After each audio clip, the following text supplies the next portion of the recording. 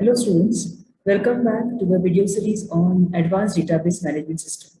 In this video lecture, we are going to discuss on the security and privacy aspect of database management system. So let's start.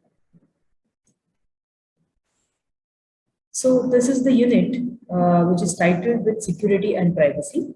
In this unit, majorly what we are going to discuss is first the database security issues, discretionary access control based on grant and revoking privileges, mandatory access control and role-based access control for multi-level security, and finally, encryption in public key infrastructure concepts. So let's first start with the database security issues.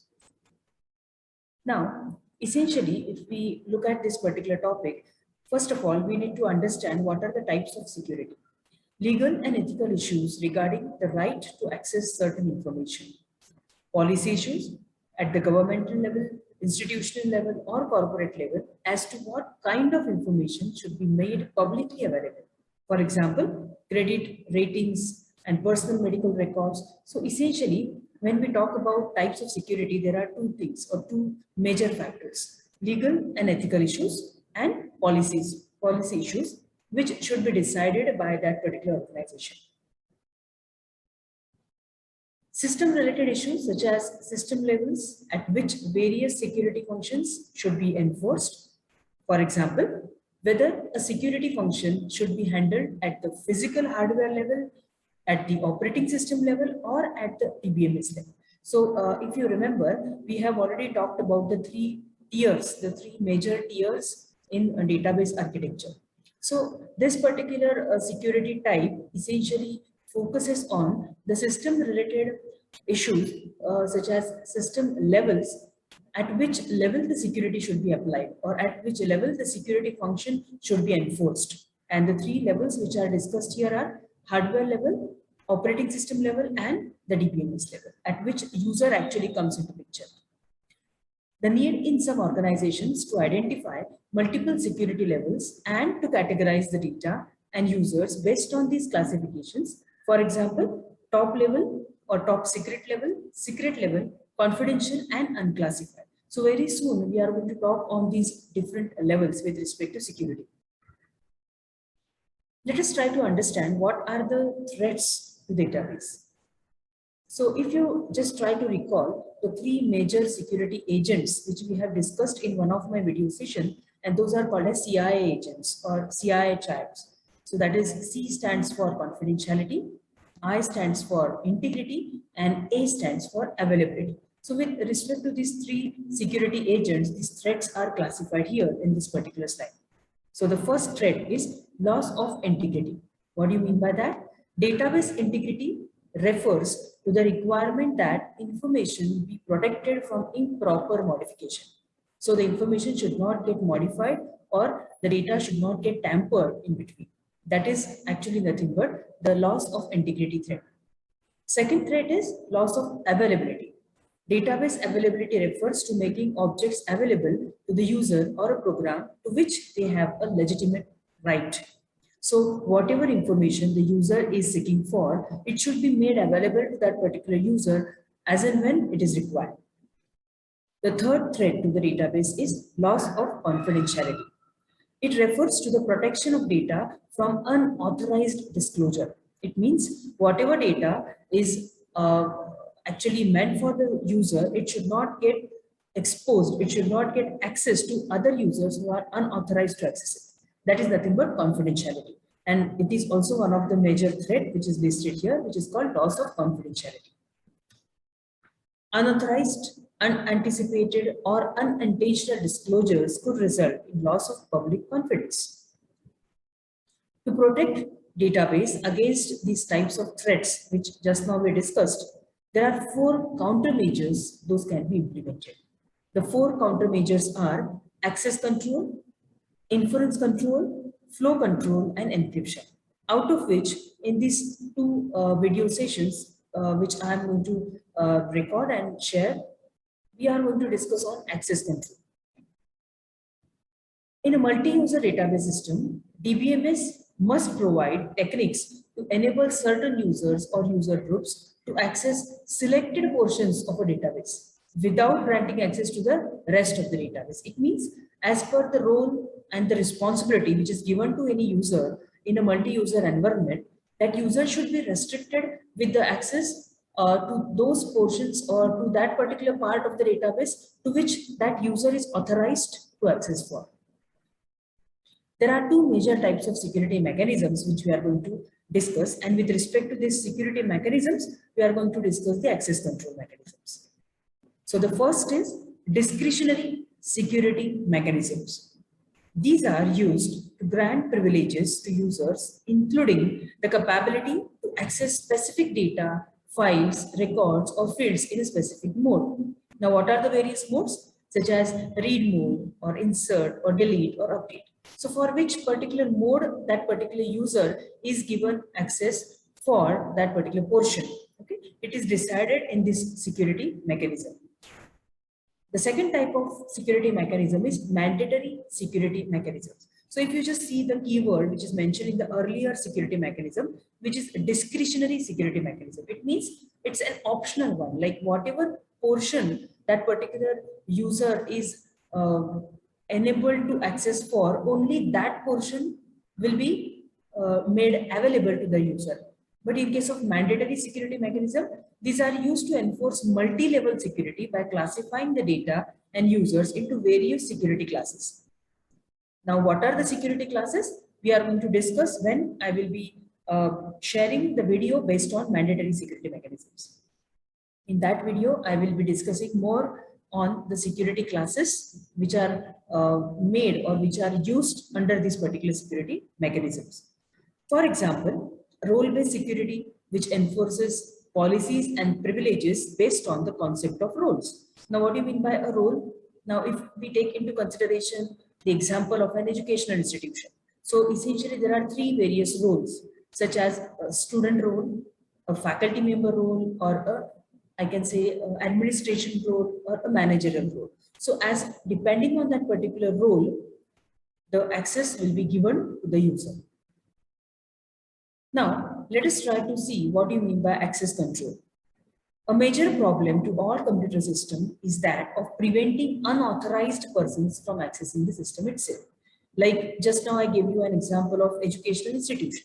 So in that, if certain access rights are given to the student, okay, under that particular student role, then the system should be very much stringent so that the student will not be able to access any kind of a privilege or any kind of, I can say, feature which is made for faculty member role. Okay, so that kind of access control mechanism should be in place. The function called access control is handled by creating user accounts and passwords to control the login process by the database management system. So you understand very well that when you are accessing any kind of LMS or any online teaching platform, you are given separate login credentials with which you can log in into that particular platform and access to the resources which are made available to you by the faculty member. Similarly, the faculty member will have their own login credentials to create the learning material and upload that particular learning material onto the LMS platform. So these are the different access control mechanisms which are implemented, and separate login credentials are given to the users as per the role they are assigned with. DBA is the central authority for managing a database system. DBA stands for Database Administrators. Essentially, the responsibilities of DBAs are account creation, privilege granting, privilege revocation, and security level assignment. Account creation, just now I told, like as per the rules which are built in that particular organization, the various accounts will be created by the DBA. Privilege granting, as per the role, what kind of access rights should be given to that particular user will be decided under this privilege granting responsibility of the DBA. Privilege revocation, if that particular user is done with the whatever tasks or whatever privileges were given to that particular user, then those should be revoked. And lastly, security level assignment. Now, when we will be discussing on various security classes, that time I will just touch upon on this particular role or responsibility of DBA. Now, let us first start with the first type of access control, and that is nothing but DAC, or discretionary access control. Now, what do you mean by discretionary access control? Just before some time, I just made you aware about the basic of what do you mean by discretionary security mechanism. Now, we will go into the depth of understanding what is DAC. Typical method of enforcing discretionary access control in a database system is based on two activities: granting and revoking of privileges. Main idea is to include statements in the query language that allow the database administrator and selected users to grant and revoke the privileges. Whatever access rights we need to give to that particular user, we can grant those with the help of this grant command, which is used in SQL query language, and revoke command is used to again if you want to just take back those privileges which were assigned to that particular user, we can use revoke command or revoke privilege command. What are the various types of discretionary privileges? Let us have a look. There are two levels of discretionary privileges. There are two levels for assigning privileges to use the database system. First level is called as account level, and the second level is called as relation level. What do you mean by account level? The database administrator specifies the particular privileges that each account holds independently of the relations in the database. Now here, relation is nothing but the table. What do you mean by account level privilege? Here, in this particular level of privilege, the database administrator specifies certain rights or privileges. Those are applicable to the account irrespective of the relations which are there into that particular account. Okay, whether you are as I am just taking into consideration the educational institution example, whether your account is with respect to student role, whether your account which is created with respect to faculty member role, or whether it is created as an administrator. So as per the role, that particular account level privilege will be applicable. Second type of level in discretionary access control is relation level. Now this particular access control level will be as per the table which is created in the database. So the DBA can control the privileges to access each individual relation in the database. Okay. Now, before we jump into the propagation of privileges, let us try to understand this account level and relation level privileges. Privileges at account level mostly apply to the capabilities which are provided to the account itself. And the examples of account level privileges can be just take an example of some kind of SQL statement which you may have studied earlier, such as create table privilege, alter table privilege, drop table privilege, modify, select. All these are nothing but the examples of account level privileges. Account level privileges are not defined as part of SQL, but majorly they are left to the DBMS implementers to define. Obviously, when you will create certain tables, you will create a database, you will create a relation. Okay, that time while creating only or while creating that schema, you will try to understand that these particular account level access should be given to which users. The second level of privilege applies to the relational level. Relation, as I mentioned, that is nothing but the table. Now, what exactly we decide in this relation level privilege? Whether they are base relations or virtual relation. Now, base relations are nothing but the actual tables which you create in your databases, and virtual relations are nothing but the views. Maybe you have, if you have had hands-on on SQL queries, then you may have created views based on the base tables. In SQL, there are different types of privileges. Those can be granted on each individual table or on each individual relation. Now, the examples of relation level privileges are select, then reference. These are nothing but the examples. Select, I think you are majorly familiar about the select statement. The use of select statement is what? To give the account retrieval privilege to that particular relation. Okay? So these are some examples of account level privileges and relation level privileges. Now, going ahead and understanding what do you mean by propagation of privileges. Suppose a database administrator creates 4 different accounts. Now, in this particular slide, I have taken into consideration an example. There are 4 accounts, A1, A2, A3, and A4. And the DBA wants only A1 to be able to create base relation. Then what the DBA will do? DBA issues grant command as follows. Now, what is the scenario here? There are 4 accounts, A1, A2, A3, A4. And now the requirement is DBA wants that only A1 will be able to create the main tables or base relations. So the command is grant create table to A1. Now create table or create tab is nothing but this is a privilege which is given to the account A1 with the help of this grant command.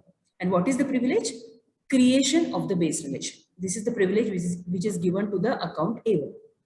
Now this create table or create tab privilege gives account A1 the capability to create new database tables, as I already mentioned. And hence it is an account privilege, account level privilege.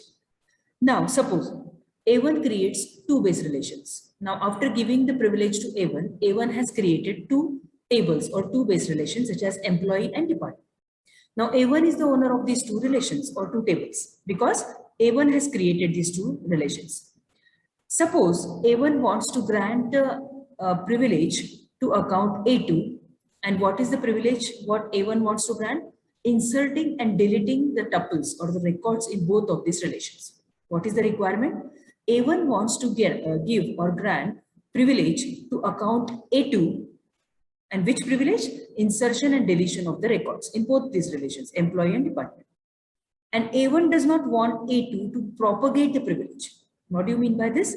A1 is wanting to give certain privileges to A2, but A1 doesn't want that A2 in turn should give some privileges to another account. It means it doesn't want that A2 should propagate the privileges. How can it be done or how can it be done? The command issue will be grant the command name, then the privileges, insert, delete on the relation names, employee, department to A2. Now with this particular command, what will happen is A1 will be able to propagate its privileges to A2 account and the privileges are insert and delete. But A2 will not be in turn propagating the privileges to the next account. So this is an example of propagating the privileges. Now let us try to understand what are the drawbacks or the loopholes or the weaknesses of discretionary access control, so that we will be discussing on the next type of access control, that is mandatory access control, in my next video. First, DACs are susceptible to Trojan horse schemes. Now, Trojan horse you have to explore on your own. This is the specific malware which was actually, rather it talks about how this kind of infection happens or how this kind of attack happens. So you just explore yourself on these Trojan horse schemes, but DACs are susceptible to Trojan horse. Or if you want me to create a separate video on Trojan horse, do comment so that I will prepare separate video on that. Suppose that a student Tom wants to break into the grade tables of instructor John. Now, in order to make it simpler, I have taken into consideration a simple example. There is a student whose name is Tom and there is a faculty member or an instructor whose name is John. Now, Tom is wanting to break into the table which is created by the instructor John and the table name is grade. What Tom does? Tom does the following.